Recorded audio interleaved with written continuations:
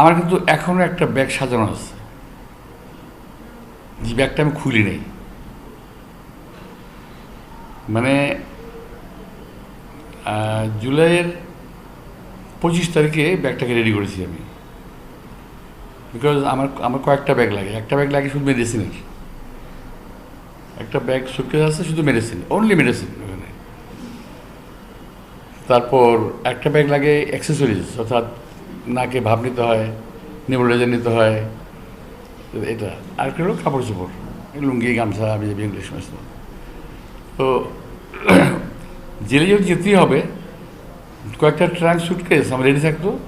আর জেলখানায় একটা রুম রাখছে ছিল, যেহেতু আমি ওয়ার্কসমিটে ছিলাম, জেলখানার একটা সুবিধা ছিল, আমি সুবিধা পাইতাম। তো ওখানে ওই যারা স্টাফ ছিল, আমি যাওয়ার আগে ওদেরকে ফোন করতাম